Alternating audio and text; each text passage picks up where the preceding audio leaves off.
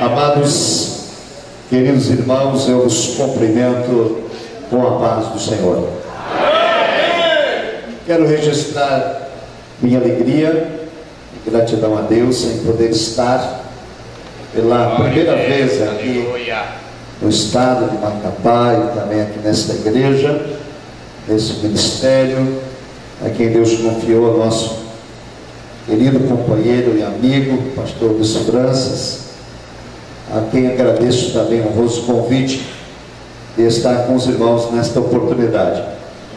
Eu quero convidá-los, irmãos, para já em pé fazermos uma leitura bíblica do livro dos começos, no livro do Gênesis, no capítulo de número 2,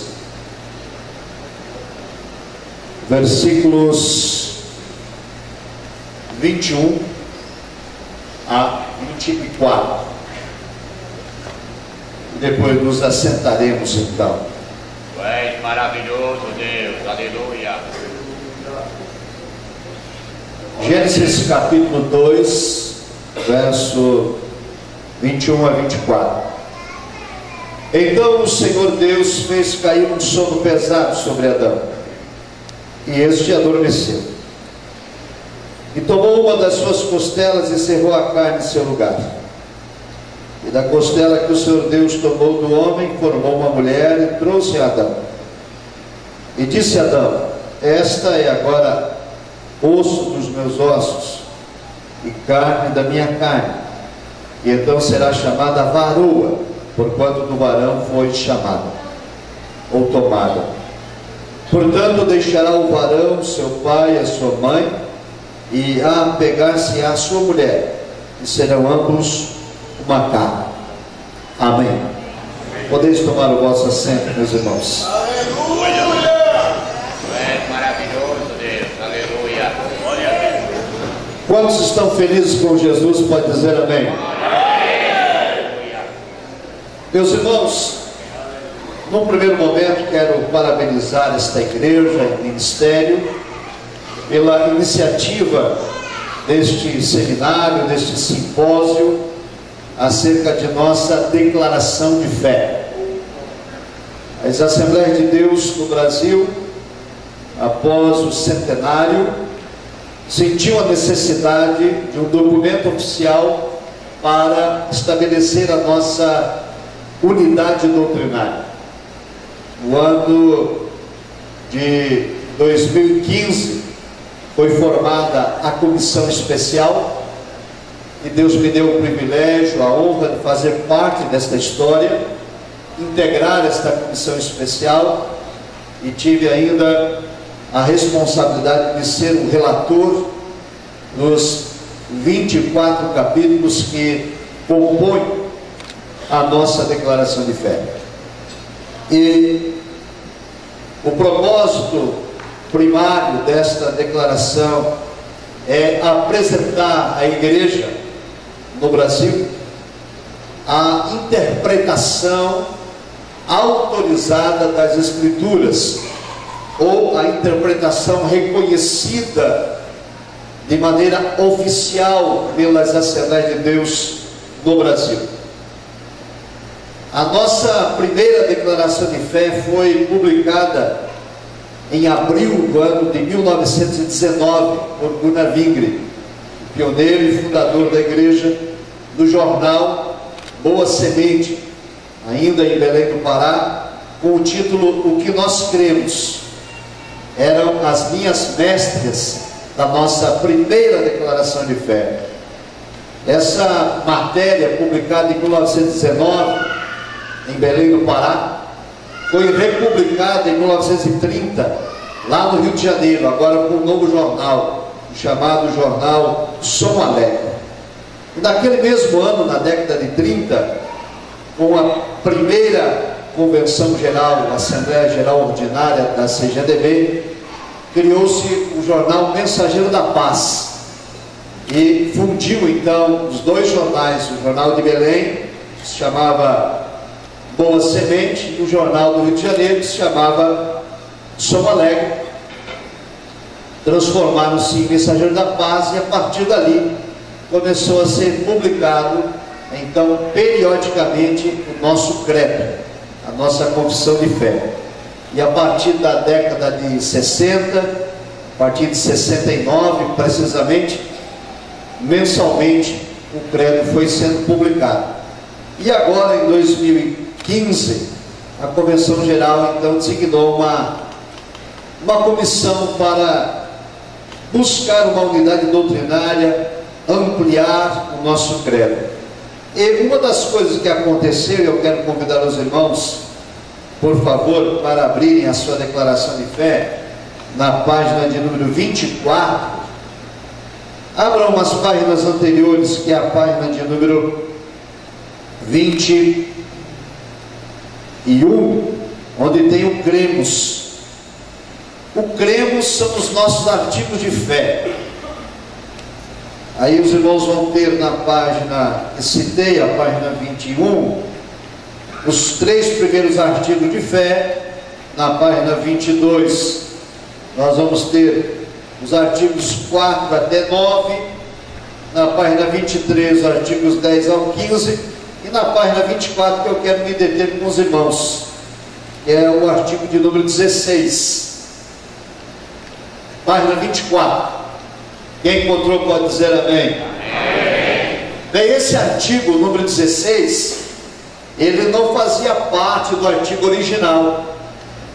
Nós não tínhamos no nosso artigo de fé uma menção sobre o que vamos tratar nessa noite, que é o casamento, que é a família, que é a união matrimonial. Então, eu quero convidá-los para a leitura todos juntos. Artigo 16 diz: cremos também que o casamento foi instituído por Deus e ratificado por nosso Senhor Jesus Cristo, como união entre homem e mulher, nascidos macho e fêmea, respectivamente, incorporados por princípios de criação diretamente determinados. E segue as referências bíblicas. Então, na sociedade pós-moderna que nós estamos vivendo, houve a necessidade de colocar esse artigo como sendo declaração de fé das Assembleias de Deus, uma vez que o casamento, o matrimônio está sobre constante ataque, em especial a família. Neste final de semana, meus irmãos, eu estive em Fortaleza, no Ceará, e depois em Natal, no Rio Grande do Norte, e numa das ocasiões eu celebrei uma cerimônia de casamento. Acontece que há alguns anos lá em Brasília, onde Deus me deu a graça de pastorear um dos ministérios das Assembleias de Deus, teve uma família que congregou conosco por muito tempo, uma família muito querida, muito amada, uma família composta de militares. E há cerca de 10 anos atrás, eles foram transferidos de Brasília. E os 3 filhos do casal eram adolescentes ainda. E então, no culto de despedida daquela família, eu me comprometi com aqueles adolescentes de fazer o casamento deles, a cerimônia religiosa, onde quer que eles estivessem com a família. E há 6 anos atrás, o primeiro casou em Fortaleza, no Ceará. Eu precisei viajar a Fortaleza. Há 2 anos casou o segundo, em Cascavel, no Paraná. E sábado agora casou o último, em Natal, Rio Grande do Norte. E na cerimônia religiosa eu fazia menção do nosso credo, porque a instituição casamento no modelo bíblico está sobre ataque. E portanto a nossa declaração de fé vem num tempo oportuno para trazer à igreja a posição oficial. E é sobre esse tema então que nós vamos tratar hoje à noite. Para tanto eu vos convido então para abrir a sua declaração de fé na página 203, é o capítulo 24, é o último capítulo e vai tratar sobre a família. Página de número 203. E juntos nós vamos estudar cada um desses pontos. Na medida do possível, faremos as leituras bíblicas e as explicações julgadas necessárias. Enquanto os irmãos procuram a página, eu quero também aqui registrar minha alegria de, nesta noite, cooperar e participar com os irmãos, sendo que a abertura desses trabalhos teve sobre a responsabilidade do nosso companheiro, o pastor José Gonçalves, que esteve aqui com os irmãos na segunda e na terça-feira, sobre a família. Quero vos convidar, irmãos, para repetir comigo. Cremos, professamos e ensinamos que a família é uma instituição criada por Deus, imprescindível à existência, formação e realização integrada do ser humano, sendo composta de pai, mãe e filhos, quando houver. Bom, é aqui. Bem, amados, primeira conceituação que eu gostaria de trazer aos irmãos. Quando nós falamos assim, cremos, que é o enunciado da nossa declaração, estamos dizendo, acreditamos como verdadeiro. O que nós acreditamos como sendo verdade? É o que vai ser enunciado depois. Então falamos primeiro, cremos, acredito ser verdadeiro. E então professamos. Quer dizer, praticamos, colocamos em exercício. E porque acreditamos ser verdade, então praticamos. E porque praticamos, ensinamos, ou seja, transmitimos aos outros.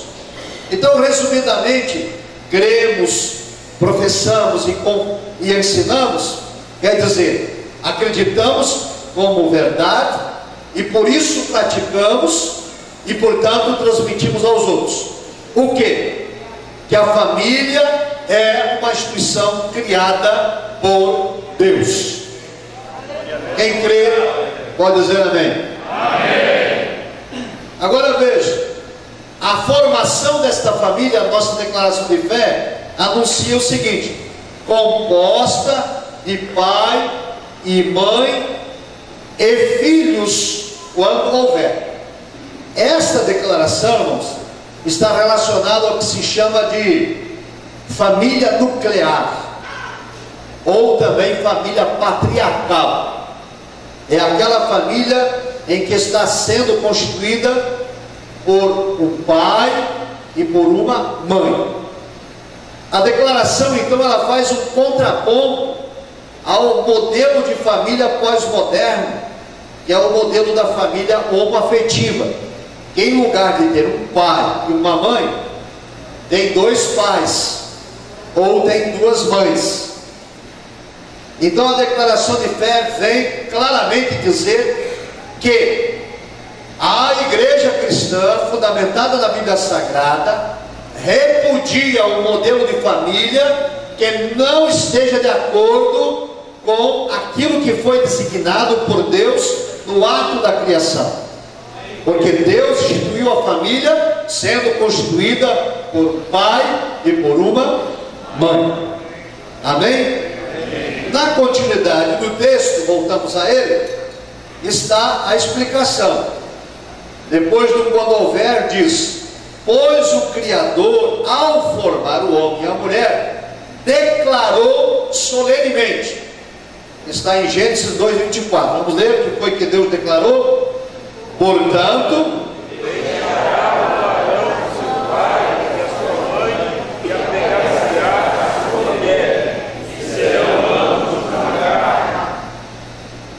Deus criou o ser humano à sua imagem e semelhança. e fez-no macho e fêmea. O texto é Gênesis 1:27. Vamos ler? E criou Deus o homem a sua imagem, a imagem de Deus o criou, macho e fêmea o criou. Essa complementariedade mútua é necessária à formação do casal, à procriação. Bem, então, por favor, vamos pensar o que está dito em nossa declaração de fé. Está dito que o modelo de família é o modelo patriarcal ou nuclear, pai e mãe, macho e fêmea, união monogâmica e heterossexual, da qual vamos tratar ainda daqui a pouco. Por que a necessidade de constar esse tema em nossa declaração de fé? Meus irmãos estão cansados de saber que há uma desconstrução na sociedade pós-moderna em relação ao modelo familiar, como já citei. A ideologia de gênero, por exemplo, que está muito em voga em nosso país, vem com esta proposta, dizer o seguinte: a Bíblia Sagrada é um livro homofóbico, a Bíblia Sagrada é um livro intolerante, a Bíblia Sagrada tem um discurso de ódio, a Bíblia Sagrada reconhece apenas o modelo nuclear ou patriarcal como modelo legítimo de família. Mas a Bíblia está errada, dizem os apologistas da ideologia de gênero, porque na concepção deles existem outros modelos de família que não sejam o modelo aqui citado, como por exemplo a família homoafetiva, onde no lugar do pai e da mãe existem dois pais ou existem duas mães. Isso tudo, meus irmãos, é bem antigo, mas agora está tomando vulto e espaço em nossa sociedade. Lá por volta do século XIX, precisamente no ano 1884, dois filósofos alemães, Karl Marx e Friedrich Engels, publicaram uma obra chamada A Origem da Família, a Propriedade Privada e o Estado. Esses dois filósofos também lançaram em 1849 um livro chamado O Manifesto Comunista. Eles são os pais do comunismo.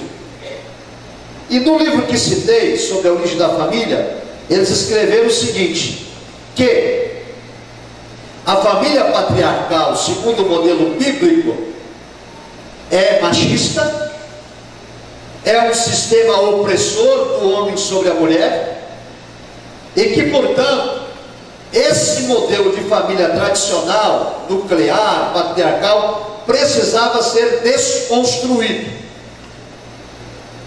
A partir daí, também a ideologia de gênero vai somar a voz, a ideia de Karl Marx e de Friedrich Engels, e vai surgir o movimento feminista.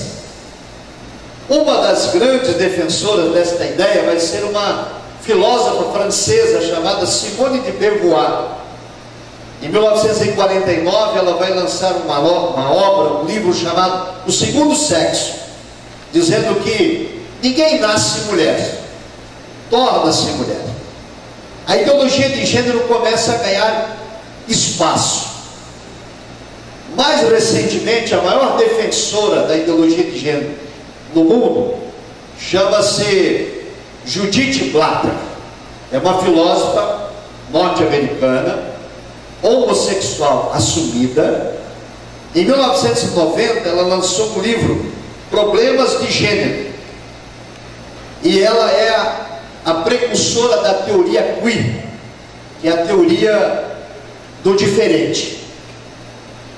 E a partir dessas ideias, então, dessas ideologias, o sentimento é o seguinte: o matrimônio no modelo patriarcal, bíblico, de um homem e uma mulher, ele é um modelo que escraviza as pessoas, porque obriga, segundo a ideologia de gênero, segundo Karl Marx, segundo Beauvoir, segundo Blatter, e também algumas ideias mais recentes que já vou citar. Esse modelo obriga um homem a viver a vida toda com uma única mulher, e obriga uma mulher a viver a vida toda com um homem. E esse modelo tem que ser desconstruído, porque dizem eles que isso é opressor, é uma discrepância, e nós precisamos buscar a liberdade sexual, em que o modelo da família seja livre, que o homem e a mulher possam ter quantos parceiros acharem necessários, sejam eles do sexo oposto ou do mesmo sexo. De modo que a ideia é eliminar esse modelo da família patriarcal, nuclear, que foi designado por Deus nas Escrituras. A partir daí, então, irmãos, surgiram vários movimentos que vão ensinar, por exemplo, nossos filhos na escola, de que eles não são nem meninos e nem meninas, eles nasceram criança, e que depois de uma certa idade deverão decidir se querem ser macho ou fêmea, e qual modelo de família vão querer construir. Por isso a nossa declaração de fé vem trazendo à Igreja Assembleia de Deus qual é o posicionamento bíblico e qual é a vontade de Deus para com o seu povo. E assim repudiamos qualquer modelo de família que não esteja de acordo com o princípio e os preceitos revelados na palavra de Deus. Amém? Veja então, voltando aqui na nossa declaração de fé, diz o seguinte: reconhecemos preservada a família quando, na ausência do pai e da mãe, os filhos permanecerem sob os cuidados de parentes próximos. E agora veja o protesto da declaração de fé: rejeitamos o comportamento pecaminoso da homossexualidade por ser condenada por Deus nas Escrituras, bem como qualquer configuração social que se denomina família, cuja existência é fundamentada em prática, união ou qualquer conduta que atenta contra a monogamia e a heterossexualidade, consoante o modelo estabelecido pelo Criador e ensinado pelo Senhor Jesus. Amém? Então, a posição da igreja é contrária a qualquer modelo de família que não seja constituída por um pai e uma mãe. É claro que enfrentamos uma série de oposições por conta deste posicionamento. Por exemplo, um filósofo francês chamado Michel Foucault, ele vai dizer o seguinte: o radicalismo cristão de querer impor esse modelo de família patriarcal entre um homem e uma mulher, cujo casamento é indissolúvel, levou as pessoas a detestarem o sexo e, por conseguinte, esta austeridade cristã deve ser combatida em busca da liberação sexual. Para Foucault, é preciso então desconstruir tudo quanto o cristianismo ensinou até agora. E, aliado a Foucault, estão os nomes que aqui já citei: a filósofa Judith Butler, norte-americana, que já veio aqui no Brasil algumas vezes tratar desse tema com dinheiro público. Ano passado, lá em Porto Alegre, houve uma exposição do QI no museu, patrocinado pelo Banco Santander, O queer é uma teoria dela, da Judith Butler, que é a teoria do diferente, do estranho, na verdade uma apologia à homossexualidade, onde nossas crianças eram expostas lá, com quadros pintados dos mais diferentes modelos de liberação sexual. Então, por exemplo, havia lá nos quadros a pintura de homens mantendo relação sexual com animais, chamada de zoofilia, como sendo um modelo de liberdade sexual. Havia também atividade sexual de adulto com criança, pedofilia, como modelo de liberdade sexual. E havia também todo tipo de atividade sexual, de pederastia, de lesbianismo, de homossexualidade. A ideia é uma liberação na sexualidade total, inclusive de liberar o incesto, que é a relação sexual do pai com a filha e da mãe com o filho, como sendo liberdade sexual. E ainda algumas outras depravações, como a necrofilia, que é o prazer que se obtém com relação sexual com pessoa morta. Então, meus irmãos, nós estamos numa decadência de ordem moral nunca antes vista em nosso país. Uma investida cada vez maior de desconstruir a família cristã e na imposição da ideologia de gênero em nossas escolas. Estou trabalhando pela misericórdia de Deus no Conselho de Educação e Cultura da Convenção Geral há alguns anos e tenho acompanhado isso bem de perto ali no Congresso Nacional. Sou pastor em Brasília há 20 anos. E o ano passado, quando o Ministério da Educação e Cultura estava trabalhando com o BNCC, a Base Nacional Comum Curricular, eles tentaram colocar a ideologia de gênero como objeto de disciplina no ensino da educação básica no país. E por meio da Frente Parlamentar Evangélica, Frente Parlamentar Católica, Frente da Família, igrejas cristãs, educadores cristãos, fizemos toda a pressão com a oração e intercessão do povo de Deus. A ideologia de gênero não foi aprovada. Mas, irmãos, a ideologia de gênero faz parte de algo maior.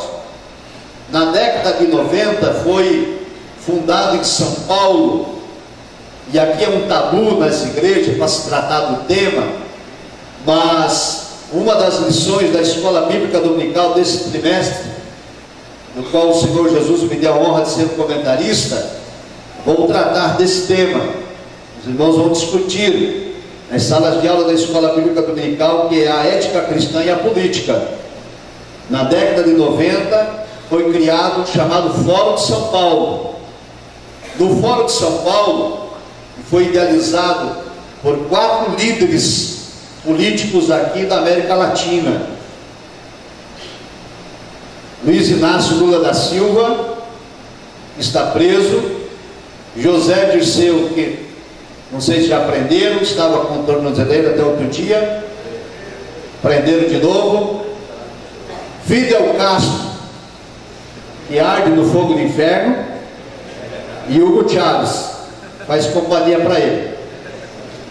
Esses 4 líderes criaram o Fórum de São Paulo com várias propostas. Uma delas, implantar a ideologia de gênero na América Latina e Caribe. Outra meta, descriminalizar o aborto na América Latina e Caribe. Liberar a maconha na América Latina e Caribe. São bandeiras do Fórum de São Paulo. Essas bandeiras são abraçadas por todos os partidos de esquerda do Brasil. Todos, sem exceção. Não tem nenhum partido de esquerda que não integre o Fórum de São Paulo. É bandeira. Tem que implantar. Para desconstruir o modelo de família patriarcal, nuclear e promover a liberação sexual no nosso país. Qualquer um dos irmãos pode entrar nos sites de busca, de pesquisa e colocar lá Fora de São Paulo e ler detalhadamente o que estou dizendo. Não é segredo para ninguém.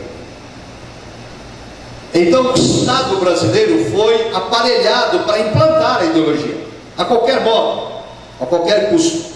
No Congresso Nacional não foi possível, porque, já expliquei, Frente Parlamentar Evangélica, Frente Parlamentar Católica, Frente da Família, igrejas, educadores cristãos fizeram pressão e não permitiram a aprovação. Somos contra, porque nós seguimos o preceito na palavra de Deus. Bem, vamos adiante. Subponto 1 na nossa declaração de fé: o casamento ou união matrimonial, instituição criada por Deus, que tem por princípios reguladores e estruturantes a monogamia. O texto é de Gênesis 2:24. Vamos ler? Portanto, deixará o varão sua mãe e a sua mãe, e apegar-se-á a sua mulher, e serão uma carne. Amém? Monogamia. Mono. Então, de acordo com a Bíblia Sagrada, um homem para uma mulher, uma mulher para um homem, para sempre, para a vida toda, indissolúvel. Amém? É isso que diz a Bíblia. Como já citei aqui, Marx discorda, Foucault discorda, Blatter discorda, Beauvoir discorda, são todos teóricos que são endeusados nas universidades públicas federais do país. Eles dizem: a Bíblia Sagrada quer nos prender, nos oprimir, precisamos de liberdade, vamos ter quantos parceiros forem necessários em busca do prazer. Mas a Bíblia diz o contrário: deixará o homem a casa do seu pai e da sua mãe, vai unir a sua mulher, e serão ambos uma só carne, e o que Deus uniu, não separe o homem. É isso, monogamia. É daí que surgiram, por exemplo, as ideias poéticas da nossa sociedade brasileira de a cara metade, a alma gêmea, encontrar a pessoa certa, porque é para a vida toda. Continuando aqui na declaração de fé, tem outro princípio então: monogamia, um homem para uma mulher para um homem. E aí temos o princípio da heterossexualidade. Mateus 19, verso 4. Vamos ler? Ele, porém,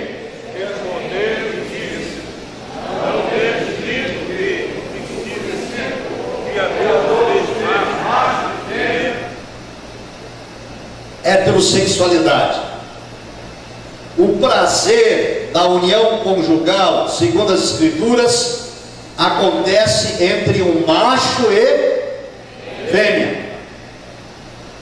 Portanto, todo outro tipo de prazer entre macho e fêmea é antibíblico e é classificado nas Escrituras como imoralidade sexual. Porque o casamento bíblico, ele é monogâmico. Um homem tem apenas uma mulher, e a mulher tem apenas um homem, e eles se completam no casamento, macho e fêmea. E todo outro modelo de união matrimonial que não segue o preceito bíblico é condenado nas Escrituras. É isto, amados, que estamos afirmando na declaração de fé. Não é um pensamento humano, não é uma filosofia, não é uma teoria sociológica, é a revelação da vontade de Deus para o seu povo. Então vamos continuar aqui, voltemos ao texto impresso. O texto diz: pelo casamento, um homem e uma mulher, por livre consentimento, decidem unir-se mediante um pacto solene, do qual o Senhor Deus é a principal testemunha. E na condição de cônjuges, sob os aspectos legal, formal, moral e espiritual, prometem viver em fidelidade mútua até que a morte os separe. Então nós temos aqui o princípio bíblico de que o casamento é indissolúvel. Os irmãos lembram que na cerimônia religiosa, o celebrante pergunta ao noivo, aos nubentes: é de sua livre, espontânea vontade tomar fulano como esposa e tal? Lembram disso? Ora, essa pergunta que está no rito religioso da cerimônia não está ali por acaso. Ela está fundamentada num princípio bíblico de que o casamento deve ser por livre consentimento. E o outro detalhe que também está no casamento, no rito religioso, é a pergunta que se faz: promete diante de Deus, que é a primeira testemunha, promete diante de Deus, da igreja e das testemunhas aqui presentes, ser fiel, amar, respeitar, na pobreza, na riqueza, na doença, na saúde, e ser fiel até que a morte o separe? Qual que é a resposta? Sim.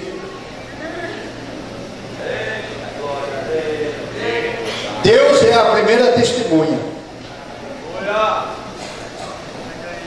Vamos ler esse texto na Bíblia, amados?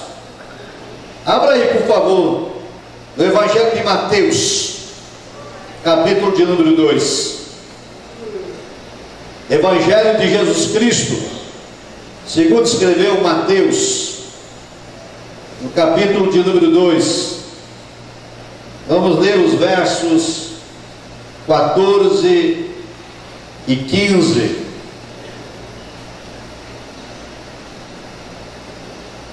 Vamos ver se o texto está correto. Deixa eu conferir aqui, não sei se é a mesma referência.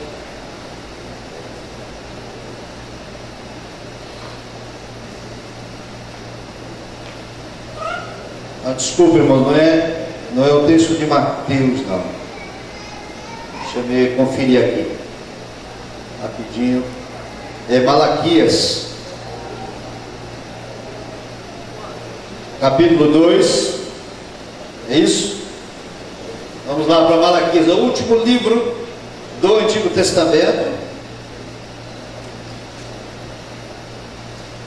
É Malaquias. Quem pode vir aqui no microfone? Alguém lê, pastor? Lê, por favor. Malaquias, irmãos, capítulo 2, versos 14 e 15. O que diz aí?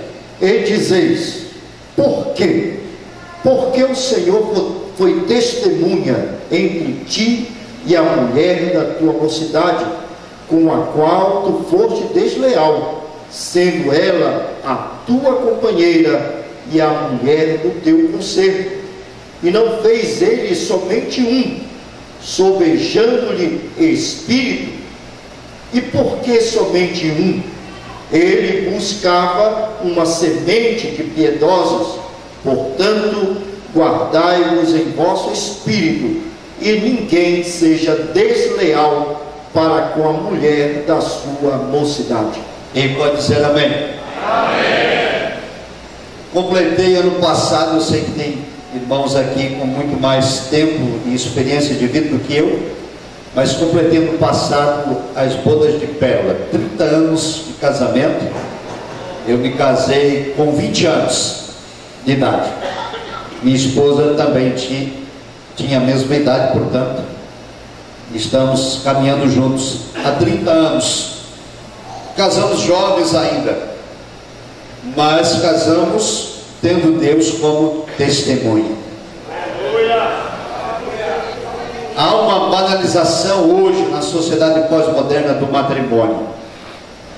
As exceções bíblicas que estão aqui na declaração de fé, nós já vamos tratar delas daqui a pouco. Então não vou antecipar. Vamos continuar. Voltamos ao texto impresso. Vai dizer o seguinte, de onde paramos? De tal modo sublime, venerado seja entre todos o matrimônio, Hebreus 13, verso 4, tem por referencial espiritual, moral e afetivo o relacionamento entre Cristo e a igreja. O casamento tem por propósitos. Primeiro, vamos ler juntos? A instituição, vamos repetir, a instituição da família matrimonial. 2, compensação mútua do casal. 3, a procriação. 4, o auxílio mútuo. 5, e continência. E 6, satisfação sexual. Esse tema vai ser estudado agora, domingo, na escola dominical, sobre planejamento familiar, e foi estudado domingo agora sobre sexualidade também. Porque o casamento, irmãos, não é apenas para a procriação. Aqui está a nossa declaração de fé. Procriação é um propósito, sim, mas satisfação sexual também. E é um outro tabu na igreja, tratar de sexo. No catolicismo romano, por exemplo, o concílio de Trento, é o concílio pós-reforma, instituiu que o sexo era pecado e ele poderia ser feito apenas para procriar. Então era proibido aos domingos, era proibido em feriados, era proibido na quaresma e assim por diante. Com isso, o que aconteceu sociologicamente? Dentro do ambiente familiar não havia prazer, e os prostíbulos e as casas de meretrizes se multiplicaram na Idade Média, na busca do prazer fora de casa, o que não justifica o pecado, mas é uma explicação sociológica. Com o advento da Reforma Protestante, 1517, com Martinho Lutero e os outros reformadores, Albino, Zwinglio, Armínio e tantos outros, há uma busca pelo entendimento bíblico e não mais pela tradição da igreja. O planejamento familiar, por exemplo, foi um tema altamente discutido e vai ser discutido domingo agora na escola dominical, porque a ordem divina lá no Gênesis que diz: crescei e multiplicai-vos. Bem, essa ordenança bíblica foi entendida como sendo uma perpetuação de procriação, de maneira que não muito tempo atrás nossos bisavós e avós tinham penca de meninos, não é verdade? 10, 12, 15, 17 e por aí vai, porque o entendimento era esse, que é uma ordenança divina, tem que procriar e multiplicar. Porém a teologia pós-reforma tem um entendimento diverso, porque esta ordem, crescer e multiplicar-vos, não é um mandamento individual, é um mandamento genérico para a coletividade. Ou seja, em outras palavras, Deus deu este mandamento para a humanidade se multiplicar. Ou seja, não é para eu multiplicar sozinho, é em conjunto com outras famílias. Tanto isto é verdade que, se os irmãos atentarem para o contexto bíblico, por exemplo, Abraão, pai da fé, da qual recebeu a promessa divina de que seria ele o pai de muitas nações e que as descendências não poderiam ser contadas. Quantos filhos Abraão teve com sua esposa Sara? Quantos? Qual o nome dele? Isaac. Quantos filhos Isaac teve com sua esposa Rebeca? 2. Qual é o nome deles? Esaú e Jacó. Quantos filhos Jacó teve com a esposa amada? Raquel. As outras empurraram para ele. Raquel, quantos filhos? 2. Quais eram? José e Benjamim. Então veja que o fator multiplicador em Abraão e Sara é um filho só. O fator multiplicador entre Rebeca e Isaac são dois. E o fator multiplicador também entre Jacó e a esposa amada Raquel. O fator multiplicador está relacionado na matemática divina, que é o seguinte: quando o homem deixa a casa do seu pai, da sua mãe e se une à sua mulher, era um, e agora é um casal. Casal são quantas pessoas? Dois. Nasceu um filho, são quantos agora? Três. Multiplicou ou não multiplicou? Multiplicou, então pronto, já pode fazer planejamento familiar. Mas eu não vou tratar disso hoje porque é objeto da lição de domingo. Mas a Bíblia diz que não é só para procriar. O prazer sexual é previsto, mas dentro do parâmetro bíblico, ou seja, no matrimônio monogâmico e heterossexual. Amém? Voltemos aqui então ao nosso texto. Diz assim: entendemos que o homem é unido sexualmente à sua esposa como resultado do amor conjugal, não só para procriar, mas também para uma vivência afetuosa, agradável e prazerosa. Provérbios 5,18. Vamos ler o texto? Seja bendito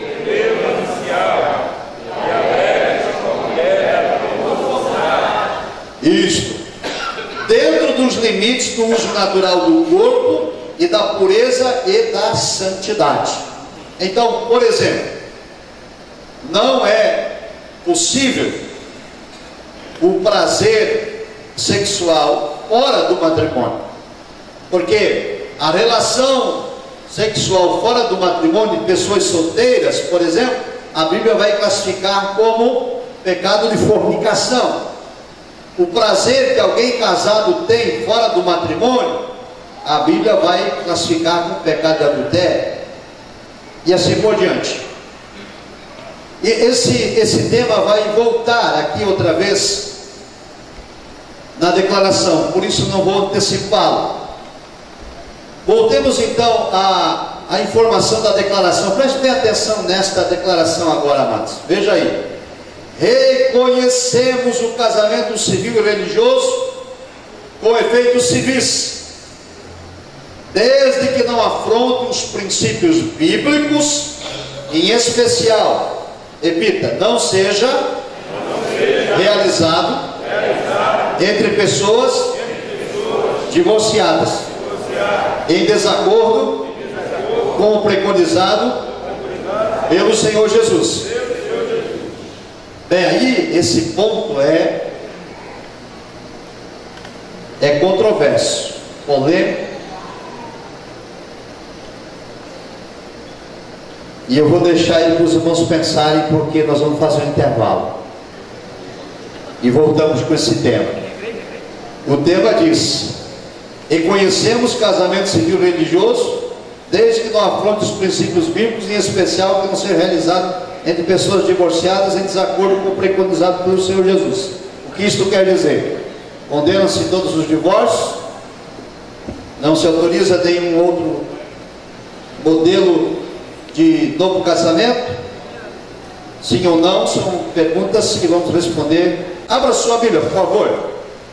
Romanos capítulo 7 e o verso de número 2. Glória a Deus. Pode ler. Quem? Porque a mulher que está sujeita ao marido enquanto ele viver, está ligada pela lei, mas morto o marido, está livre da lei do marido. Amém? Então, de acordo com as escrituras, o casamento é indissolúvel até que a morte o separe. Se um dos cônjuges vier a falecer, o outro fica livre para casar de novo.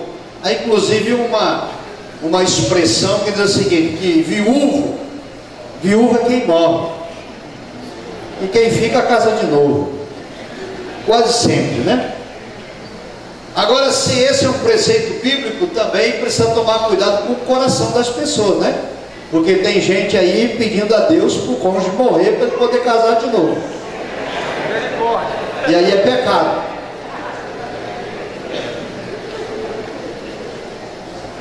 Dois irmãos se encontraram, dois irmãos que frequentavam a igreja, mas andavam afastados da fé. Um disse: não vou ter condição de casar de novo não, porque minha esposa se chama Esperança. Esperança é a última que morre. E outro disse: eu estou pior que você, a minha chama-se Perpétua, morre nunca.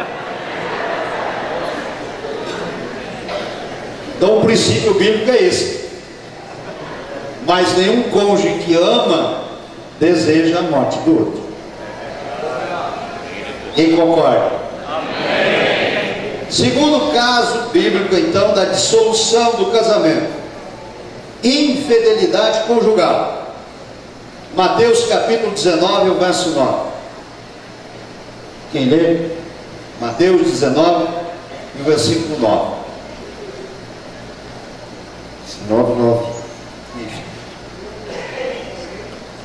O microfone para alguém. Pode ler. Pode passar lá para ter outro. 19:9, Mateus. Eu vos digo, porém, que qualquer que repudiar sua mulher, não sendo por causa de prostituição, e casar com outra, comete adultério. E o que casar com a repudiada, também adultério comete. Olha só, irmãos, o que Cristo Jesus disse está aqui na nossa declaração de fé. Se a pessoa divorciar, a não ser pelo pecado de fornicação ou prostituição, divorciou por outro motivo, incompatibilidade de gêneros, que está bem em voga. Cristo disse: se não foi por causa de traição, quem casar com a divorciada comete adultério, e o homem que largou da esposa e casar com outra comete adultério também. Ambos estão em adultério, porque o vínculo do matrimônio não foi dissolvido perante Deus, que testemunhou a união. Foi dissolvido pelo homem, foi dissolvido pela sociedade, foi dissolvido até aos olhos de algumas igrejas, mas nos olhos de Deus a união permanece. Portanto, quem casar com a repudiada ou quem casar com o divorciado, ambos estarão em adultério permanente. É o que diz a Escritura. Há um debate teológico sobre a expressão fornicação, prostituição, o que isso significa, o que quer dizer. O termo grego é um termo muito amplo, porneia, que significa de um modo geral imoralidade sexual. E nós temos a palavra pornografia. Então, de acordo com a nossa declaração de fé, que está preconizada na Bíblia Sagrada, pode-se casar segunda vez se o cônjuge vier a falecer, ou se o cônjuge com quem se convive cometa o pecado da fornicação, da prostituição. E a parte inocente entende-se que esteja autorizada a contrair núpcias. Porém, não é esta uma regra, e nem tampouco um mandamento, mas é uma exceção, é uma excepcionalidade, porque o que a Bíblia assevera como pressuposto primário é a concessão do perdão. E não havendo possibilidade de perdão, a outra parte é reincidente. Então, como extremo, como último caso, como recurso final, a carta de divórcio. É isso que nos ensina as Escrituras.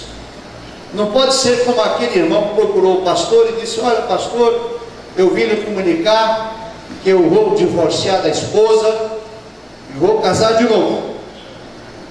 O pastor disse, mas por quê, meu irmão? Eu disse, não, porque não diz a Bíblia, pastor, que o casamento é dissolvido em caso de traição? O pastor disse que é verdade. E aí o pastor perguntou a ele, mas o senhor tem certeza disso, meu irmão? Tem provas de que sua esposa lhe traiu? O senhor divorciar e casar de novo? Ele disse, não, pastor, não foi ela não, fui eu que traí ela. O pastor disse, mas você é o culpado então, varão. Se você casar de novo, você comete adultério. É ela que está livre para casar de novo, não você. Que Deus tenha misericórdia das interpretações bíblicas por aí afora. E o último ponto, então, é a deserção por parte do cônjuge descrente. 1 Coríntios 7,15. Mas se o descrente se apartar, aparte-se, porque neste caso o irmão ou a irmã não está sujeito à servidão, mas Deus chamou-nos para a paz. Amém? Então veja o que diz o texto bíblico. O casal convive no mesmo teto. Escute só. Não é um casamento, é um matrimônio. Um é crente, o outro não é. Paulo disse assim: se o crente consente, se o descrente consente em viver com o crente, não se aparte. More lá com o seu marido, more lá com a sua esposa, mesmo que não sendo ela ou ele um cristão. Mas se o descrente quiser se apartar, quiser abandonar o lar, abandonar a família, por causa da sua confissão de fé em Cristo Jesus, então o descrente abandona o lar e a pessoa abandonada fica livre. O que não pode é o crente ficar provocando o abandono do lar, né? E tem situações assim. A mulher se converte e agora não sai de dentro da igreja, o marido vai embora, porque ela não vigia, ou vice-versa. E é claro que Deus está olhando o coração de cada um de nós. As nossas motivações não passam desapercebidas dos olhos de Deus, a quem tudo vê e tudo sabe. Nós podemos enganar o homem, podemos enganar as pessoas, podemos enganar a nós mesmos, mas ninguém pode enganar a Deus. A prática que acontece no meio de muitas igrejas hoje, de casa descasa, casa de novo, sem observar esses princípios bíblicos, recebe a aquiescência e o aval da igreja e da sociedade, não invalida a autoridade bíblica.